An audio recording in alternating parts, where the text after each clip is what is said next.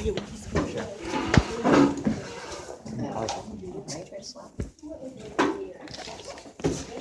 always finish food? Did I kiss that mama?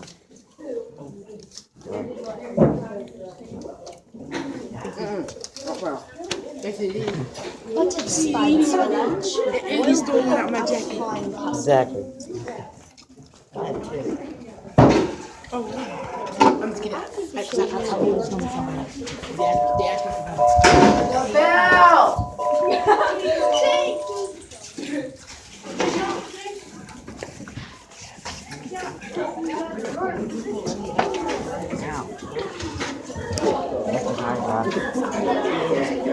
Friends, what?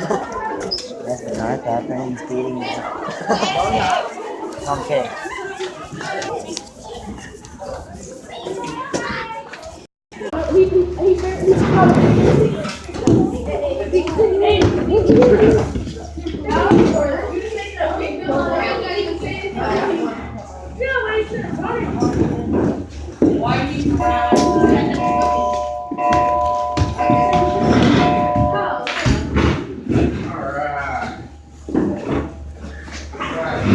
Missing a few people today. So today we're talking about the environment, and today's a pretty interesting day. You don't actually have to take any notes at all. Your notes are already filled out for you in your classroom, so you don't need your Chromebooks at all. Back in 2009, I went, me and 4 other people, including my best friend on the face of the planet, we went on a mission trip. We went to Peru. Peru is in South America. We were going to the Amazon basin, okay, the Amazon River, the second largest river on the planet, and we were going to a indigenous tribe there in Peru. And what happened there basically changed my life forever, all because of something that happened to the environment. All right. So, listen closely. I think you will enjoy the story. I'll share it. We'll talk about it, and then we'll go on with the rest of the class. So, 5 of us went on this trip. We flew out of Atlanta, and we landed in Lima, the capital. Okay, very big city, probably about as big as Atlanta, if not bigger. It's a full Charlotte, very big city. So we do a little bit of sightseeing. We're in a different country. It's the first time I've ever been out of the country. First time I've ever flown in a plane. So it was a really big deal for me. I was a sophomore in college. I was a junior in college, I think. So I had, I was about 19 or so. When we get there, everything's in Spanish. Never been anywhere like that before. Everything's completely different. I don't understand anything anybody's saying. Well, we spent a little bit of time in Lima, kind of the rest of the day. Then we get on a jet, and we go to a place called Iquitos. Iquitos, Peru, is the largest city in the world with 0 road access. Both offices. 0 road access. The only way you can get there is by plane and by boat. And plane is by far the fastest way to get there. These are not my pictures, but this is an accurate representation. Iquitos is a happening town. It's a town of about 500,000 people, and everybody gets around on what are called rickshaws. A rickshaw is basically a motorcycle that's been converted into a wagon. It's got a little bench back here, kind of like a horse-drawn carriage. Y'all ever seen those? It's got a horse-drawn carriage on the back of a motorcycle. You can fit 2 or 3 people in there. It gets pretty snug.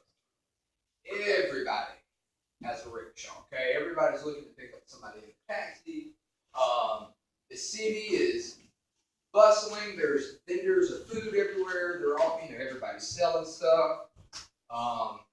They're selling fruits and vegetables and fish that they had just caught out of the Amazon River. There's little restaurants everywhere. Well, we actually get there about 8 a.m. in the morning.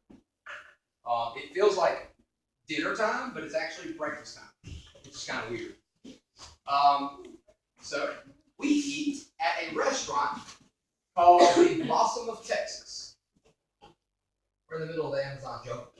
It's called the Blossom of Texas. So we're like, the Blossom of Texas? What in the world? So we walk in, and the owner was an American. He built a restaurant right there in Iquitos. So one of the very first people we meet from Peru was actually an American. He had some incredible food. He made his own French toast. This French toast was actually Texas toast that had been turned into French toast. A piece of bread that big and that thick. It was the thickest French toast I'd ever seen in my entire life. I couldn't even eat the whole thing. I'm talking about like a gallon of syrup just to get the whole stuff wet. It was awesome. It was awesome.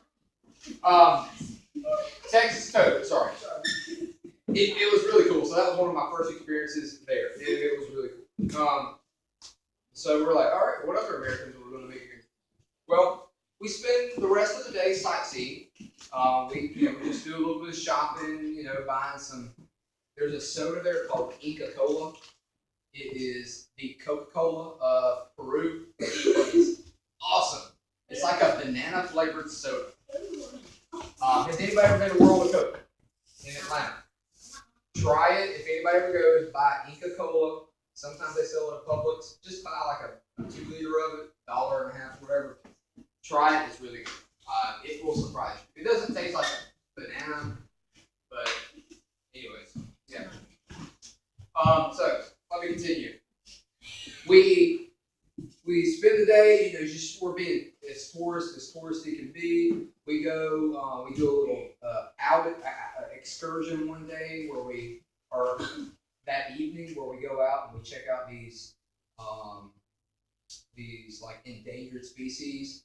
I hold a sloth, like a three-toed sloth, an anaconda, like all kinds of like some really old turtles are like 200 years old. What else? Like these parrots, parakeets, just all kind of really cool jungle animals. Well, we go back to the hotel. It's like the nicest hotel in the whole place, and honestly, pretty much done. So we go and stay at the hotel. We wake up the next morning, and we have to get up really early, and it's time to go to our. Now we have to go up the river 3 hours on a boat ride just to get to our tribe that we're going to be sharing the Bible with. So we get in the boat, we zip up the river. It takes about 3 hours. The Amazon River is it's breathtaking, to be completely honest. It is incredible. It is massive. There are parts of the river so wide you can't see from one side to the other. That's a river. Billions of gallons flowing every second. It's just, there's so much water. And it's as long as it's longer than the eye can see.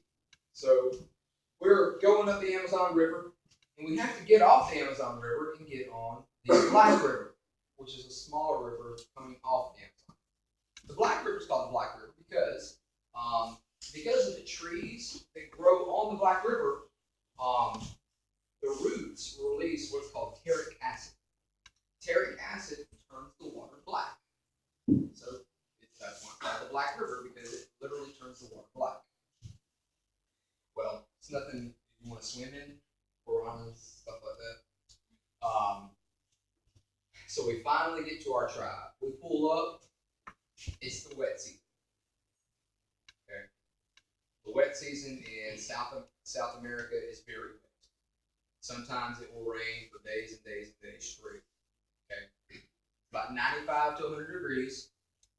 Long pants, long shirts, hats, sunscreen, and what's called 100% DEET.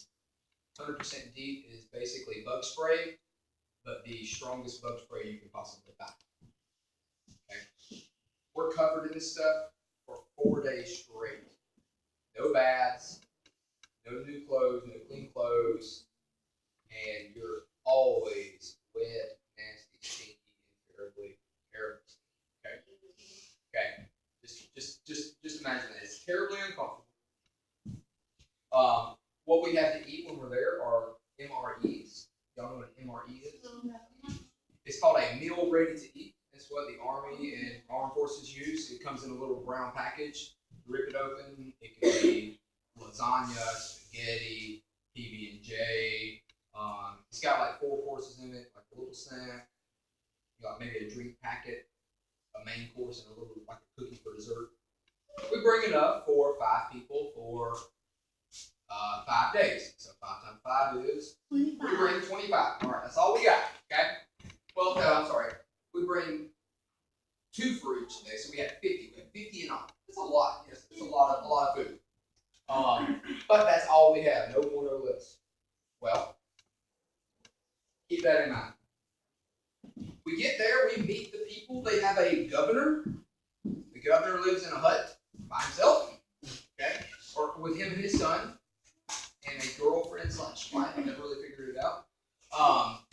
All of the huts are raised off the ground because it floods a lot. So you have to stay out of the flood zone. And everybody lives in huts raised off the ground. Okay? We actually stay in the governor's hut because he's the only one who has a porch. So we set up our tents on his porch. 3 guys sleep in the same 2-person tent. And we smelled that bad and it's that hot. There wasn't a whole lot of good sleep that night. Or any night. Not to mention one of my best friend got bit by some bugs and he started having a reaction. He was itchy as the dickens. It was terrible. So the village is really just this really long narrow strip with little huts on each side, a mud path in the middle. The river's over here, and there's 2 holes in the ground that we call toilets. Okay, that's where people potty at. That's where the visitors potty at. And all the way at the very end was a school, which was built, I don't know how long ago, but it was the only building really in the entire village. And that's where the kids went to school and went to church. But there was no school for people to teach church. I guess it was just up to missionaries to come and do those things. Well, we're doing this for, 2-3 days. The only water we have to drink the entire time we're there is river water. Bacteria. The only way to clean the water is by filtering it. We have these water filters that you have to pump. It takes about an hour to get a gallon, okay? Because the filters get so mucky and nasty, you have to clean them out, and it's terrible, okay? Even though you filter the water, it's still yellow. And so you actually have to put like Gatorade packets in it just to make it look more like it should be. Exactly. So we flavor it to make it look at least flavor yellow. But imagine 3 or 4 days, about 3.5 days of drinking that water, and the tribes people actually cooked us a couple of meals, like some oatmeal. I don't know what it was, to be honest. They call it oatmeal. They cooked us a chicken. They raised their own chickens. All right. Our chicken breasts here are like boom. The entire chicken there is like boom. We got to split that between the 5 of us. All right, and pass it on. It was terrible. So people there are obviously very skinny. They don't drink any water at all. How are they not dehydrated? They stay hydrated by eating fruit. They're always eating on fruit, which keeps them hydrated because they can't drink the water either because they know it'll make them sick. No, it's not. They don't have grapes, but that's a lot of tree fruit. Like boiled? But But they got to have a pot to begin with. Yeah. You have to have a pot to begin with. Wait, so how do they cook the chicken? Over an open fire. Yeah, It's kind of like, it's like, when I say tribes people, I mean like homemade skirts,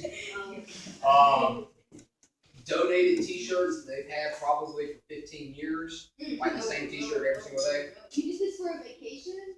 Mission trip. Oh. Yeah. No, me and my family didn't go on this now. So, the mission trip with my church. So anyways, after drinking that water and eating the food and stuff, obviously, and the medicine that you have to take for malaria, makes your stomach a little bit messed up. So, malaria is a mosquito disease. Makes you very, very sick. Yes. Good allergies. The fruit can also make you sick. So, why don't they just move? The other thing too is you can't just eat their fruit because that's their food. You don't want to go and take their fruit from them because that wouldn't be courteous. You would have to buy it from them, and we didn't have any money. We could trade them something. Check this out. The fourth morning we wake up. Just like every morning, we go and do Bible studies with the leaders and with the kids. And then we have downtime during the day because that's when they do their chores. We help them do their chores. And then in the evenings, we have Bible study. And then they actually stay up dancing and drinking. So that was weird. Jungle people, they make their own liquor out of whatever fruit. It was really weird. I was like, these people need to go to bed. Anyways, we woke up the fourth morning. I'll tell you it was a little messed up. So me and one of the translators go to the hole in the ground over there. Everybody else goes that way to the Bible study area. Or the hut. With that said, we're about 15 or so minutes behind them, so we have to walk that way, do our business, walk all the way back, and it's about a quarter mile to a half mile that way. On the way, we're walking, we're talking. All of a sudden, a radio comes on. In the middle of the jungle. A 30-second news blip in Spanish. Keep in mind, there have been no translator with me. I speak in no Spanish. But the translator said, hold up. We need to listen to this. I'm like,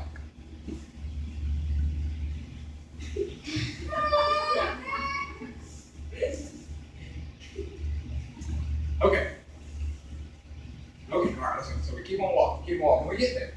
There's two other translators. The three translators go and they start talking in Spanish. What are they talking about? So I'm with my people and we're talking. And, your stomach messed up? Man, mine is too. Did your rash clear up? Ooh, well, it's bad. That sort of thing. Are you tired? Yes. Are you still hot sweated? Yes. Okay, I'm miserable. You're miserable. That's what I'm talking. They get through talking. All right, guys.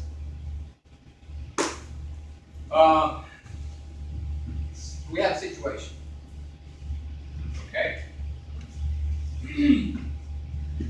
There have been riots in Iquitos. And this is the way that I remember. This is the way that it makes sense in my mind. So just kind of track this up a little. There have been riots in Iquitos, the city that we came here out of. Yes. Okay. All right. Like what kind of riots? We heard that 9 people have been killed since you've been here. Oh. Okay. Like, what do you mean? Well, 9 police, I don't know if it's policemen, 9 people have been killed, and they're targeting Americans. Oh, that makes a difference, okay. Well, what do we need to know? On the news blip, they said that the tribes people were coming in out of the jungle and killing people in the city. And they planned on coming They plan on coming back the same day that you guys plan on getting back into the city tomorrow. Because we were going to spend 5 days in the jungle. This was the 4th day. You got a few options, okay? Tell me your options, please. Okay. So first option, you can stay here in the jungle with us another 5 or 2 days, 2 weeks. All right. Well, we're getting low on rations, and I'm sick and tired of drinking Amazon water. And y'all don't have enough food to support 5 extra people, 5 Americans for that matter. So I don't really see us surviving very well with nothing, right? Could we have? Sure. Do we want to? What's option 2? Option 2 is you can just, live here forever. No! All right, third option. You can try and beat them back into the city and leave before they get there. Okay, we run back, we grab our medicine, we leave the tents, we leave our sleeping bags, I leave some clothes. I mean, we take as little as possible. We get on that boat and we zoom. It takes us about 2 hours and 15 minutes, where it only took us 3 to begin with. Okay? So we leave that day. We get to the city. This hustling, bustling city, absolutely dead. It was a ghost town. Nobody's on the street. Okay, we get there about lunchtime. Not a soul on the street. It was eerie. It was weird. And so, we're like, what do we do? Do we leave? Do we turn around? What do we do? Because if nobody's on the street here, we're going to stick out like sore thumbs. We're a bunch of white people in here with a whole bunch of Hispanic people. They're going to know who we are. Well, thankfully, they brought us to the closest port to the hotel room that we stayed at that first time. So they actually sneak us into the hotel room. They get the hotel manager to let us stay there, because if they find out that the hotel manager is like sneaking us in, that person could get in big trouble. Big trouble as in possibly killed. So they sneak us in, and they say, no matter what, do not come out of this room, okay, until we come and get you. Okay, we go in, we lock the door, barricade the door, turn off the lights, get our cell phones out. Our cell phones have been activated for international use. Call them off. Hey, Mom. Hey, Dad, you called me like a day early, aren't you? Yeah, we came out of the jungle a day early. Everything's all right. I just want to let you know that we're out, we're safe, everything's fine. I love you. Tell Dad, tell Lauren, I love them. Can't wait to see y'all. I love y'all so much. Like, I really, really, really miss y'all. I can't wait to see y'all again someday. Love you so much. All right. Love you so much. All right. Love you. I love you. Love you. Love you. Love you so much. All right. Bye. Okay. You want to like tell somebody like because I get them here last time I called. So, all right. I call my girlfriend, who is now my wife, right now. My girlfriend then wife. Call. Hello? Hey, babe. I just want to let you know we came out of the jungle. Oh, that's awesome. Can I let you go? I'm over to a friend's house. Can we not talk for just a minute? Yeah, we can. How was it? It was awesome. I just want to call and tell you we're safe, everything's good, and I love you. Actually, can I let you go? Like, I'm over at a friend's house. I'm like, can we not just talk for a minute? No. All right. Love you. Bye. Crap. I told her later that we were almost dead, and she was like, "Oh, that's why you wanted to talk to me." Yes, that's why I wanted to talk to you. Could have been our last talk ever, and you were trying to rush me off. All right. So we cut off the lights. We don't look out the windows. We lay down. We say our prayers and just hope to see another day. We did not sleep very well that night. I did take a bath. I was like, I'm gonna be cool. I'm not gonna smell this. So I did take a bath. I mean, I'm terrible. Took a bath. Went to bed. I don't really remember a whole lot about that night except that we heard gunshots throughout the night. You know, some Americanos, boom, boom, boom, Americanos. You know, stuff like that. We got up before the sun and still the ghost town. They knock on our door, the good people. They knock on our door. Okay. So where are we going? We're leaving, and we're going to the airport. Okay. Well, we get in. You know, we're sitting below the windows. Don't need to see no Americans in the windows. And we make a beeline to the airport. We get there.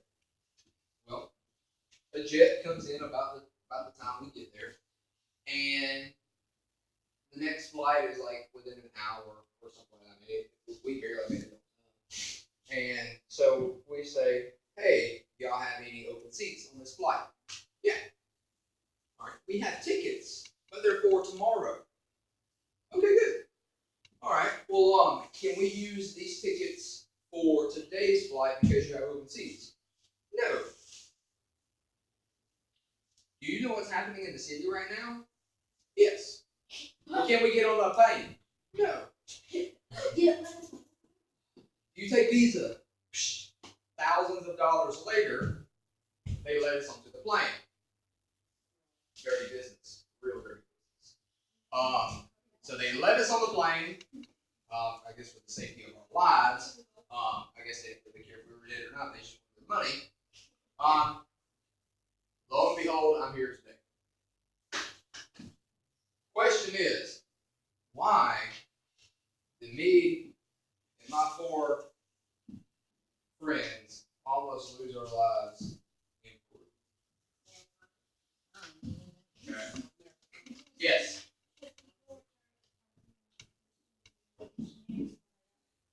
Good. Yes, they were actually not targeting Christians. They were targeting just Americans. Well, They were trying to take down the forest. very close, yes. Okay, so they were trying to like I saw a movie on this. Okay. It was like where these these people came over, like they were trying to do something with like the water or something. Okay. They were trying to make pipes, and so the Americans were trying to do something to the people. So they were trying to put all the Americans out of the city and kill them, so the Americans wouldn't take over them. Where did you see this movie? What movie was it? I forgot, but like, because what happened was they went over to another place. They thought they were trying to help them. It was like a man, his wife, and they had 2 daughters, and then they were coming around and they were making riots in the city. Like they had guns and they were shooting up.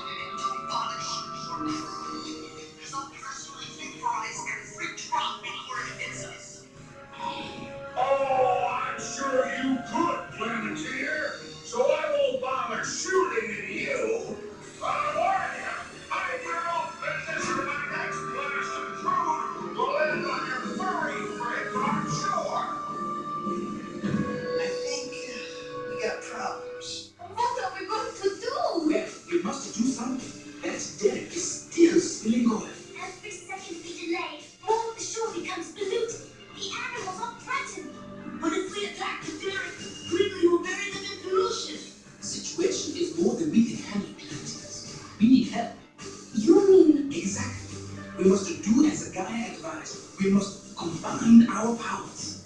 Let's do it. Let our powers combine. Fire!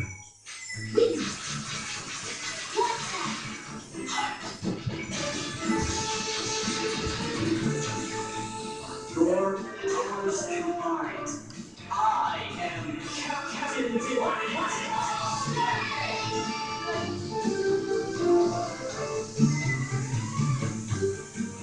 Holy smoke! What the heck is that? Trouble. You taking many arms. We're getting out of here.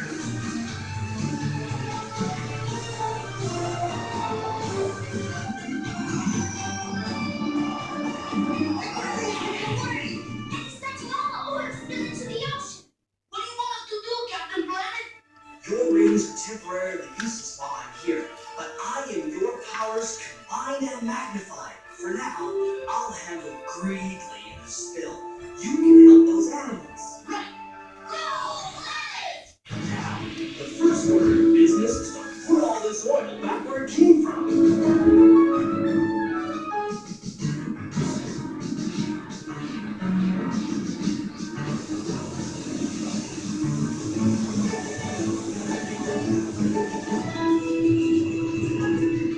Captain Planet's doing it! He's sucking the oil back!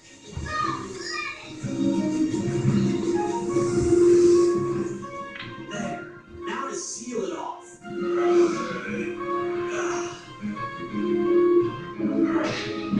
That's hold it. Now for Greedly. Oops, almost forgot. Mustn't live. Impossible! He cleaned up the entire oil slick! We can fight better on land. Here he comes, boss! Yeah!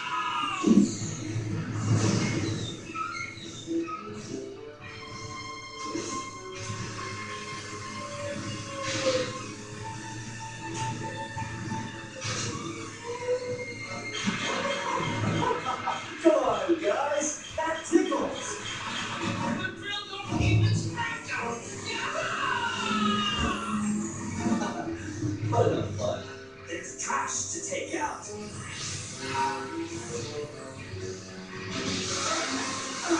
I know just the place for garbage like you.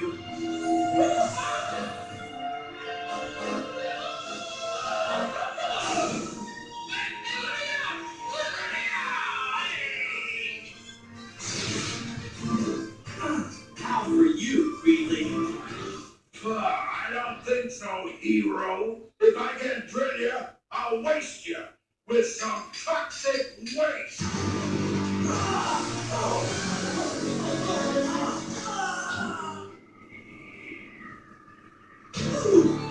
Captain Planet! Come on! Captain Planet's in trouble! Captain Planet, what's wrong? Oh, toxic waste draining strength. We must do something to help you. Look! The glow on his chest! It's glowing! With what? Water? No problem. But I don't have my power. Then we must improvise.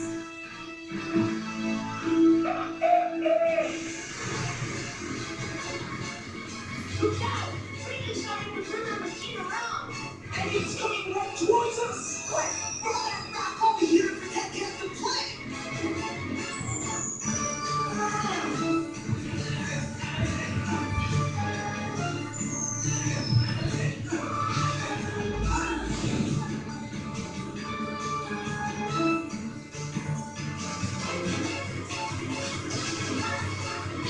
They got the water!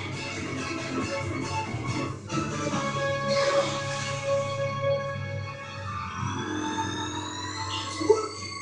The sun's charging it back up! Your powers combined.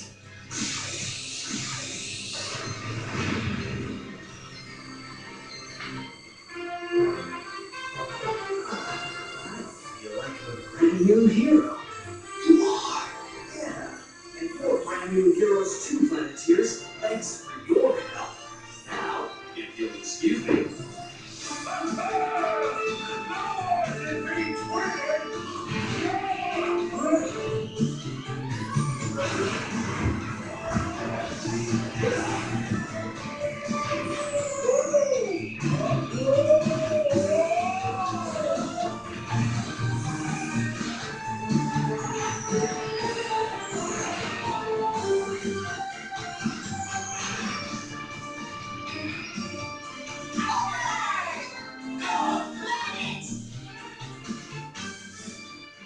Sleepy, where are you?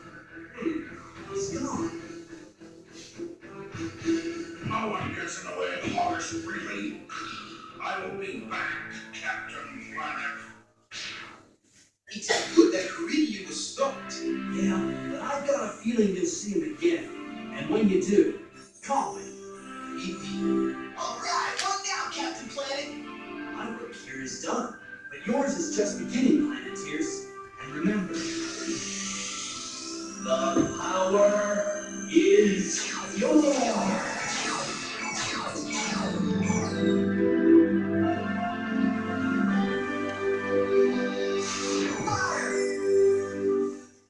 You would think we have a power snack now.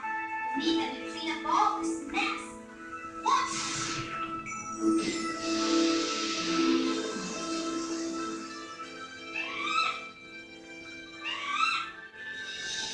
But it doesn't seem fair. We didn't make the mess, so why do we have to clean it up? We're not getting paid any money. That's true. Because we care, my sweet imperialist dog. Besides, some rewards are greater than money.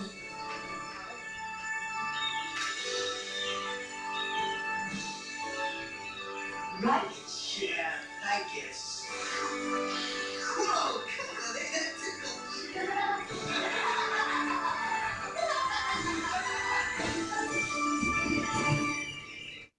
Alright, so one quick question. Why was this cartoon created? There's a reason why this cartoon was created. What was it? Hey.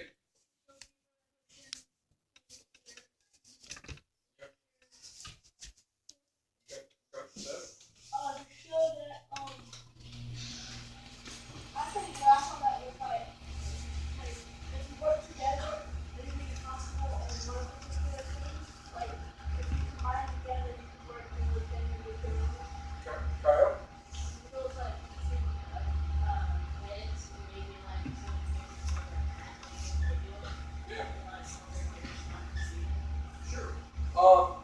This was one of the main cartoons when I was growing up. I watched this show all the time. And it actually has made an impact on my life. Think of it as silly as this cartoon is, like, you know, cartoons make impact on kids' lives. Me and my wife, we're very green now. We don't litter anything. You'll never see us throw anything out the window unless it's like a orange peel or something. You know, that's biodegradable. We compost everything. You know, we make our own dirt. We collect rainwater. We recycle, you know, everything. And so, you know, we're trying to do our best to take care of the planet. Yes. Is this kind of like the story kind of The what? the story that Yeah, that was the story. Yeah, that was the one I told about that at the beginning of the year. All right, guys, let's go ahead and line it up. Go out.